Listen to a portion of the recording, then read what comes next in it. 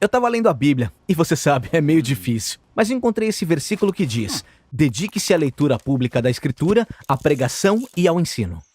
Sim, isso está na carta de Paulo a Timóteo, que é um pastor jovem, e ele está falando sobre como manter essa igreja comprometida com a Escritura. Então pregar a Bíblia eu entendo, ensinar a Bíblia também. Mas e essa coisa de ler a Escritura juntos? Eu deveria me importar com isso?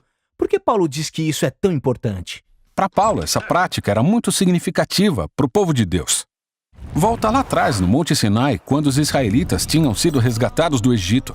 Não são mais escravos e buscam uma nova identidade, uma nova história para viver. Então Moisés reúne o povo para ler as Escrituras em voz alta. Ele os lembra de onde vieram, quem são e o futuro que são chamados a viver. Foi a primeira leitura pública da Escritura na Bíblia. E não parou por aí. Quando finalmente entraram na terra, fizeram isso de novo. Josué reuniu o povo e todos escutaram a leitura em voz alta das Escrituras, para lembrar de onde vieram e como poderiam continuar vivendo como parte dessa nova história. Então eles faziam isso o tempo todo? Na verdade, não. Depois que Josué morreu, não temos mais histórias contando que se reuniam para ouvir a palavra de Deus. Em vez disso, o povo esqueceu a história e apareceu uma geração que não conhecia o Deus deles, nem o que ele tinha feito.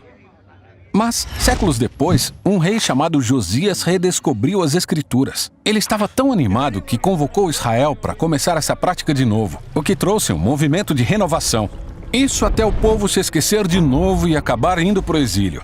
Então é por isso que quando voltaram do exílio, Esdras e Neemias precisaram lembrar o povo de quem eles eram e como deveriam viver. Então essa prática é poderosa. Ler a Escritura juntos se tornou parte central da vida judaica. Isso acontecia toda semana na sinagoga. Jesus participou dessa prática. Ele iniciou sua missão durante a leitura semanal das Escrituras. Lendo o livro de Isaías, disse a todos que aquelas palavras eram sobre ele. E isso nos leva de volta à igreja primitiva, quando Paulo disse para Timóteo manter essa prática e mergulhar a comunidade inteira na história das Escrituras. Tem uma coisa, naquela época quase ninguém sabia ler, então eles tinham que fazer isso publicamente, mas eu posso ler a Bíblia sozinho. Sim, faz isso, mas não esquece o poder dessa prática antiga.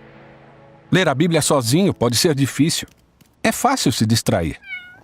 Mas alguma coisa acontece quando você ouve a palavra de Deus em voz alta e com outras pessoas. E é bem fácil. Você não precisa de ninguém pregando ou ensinando, é só ouvir as Escrituras e depois conversar sobre o que você ouviu. É isso que o povo de Deus sempre fez quando entrou em tempos novos e incertos.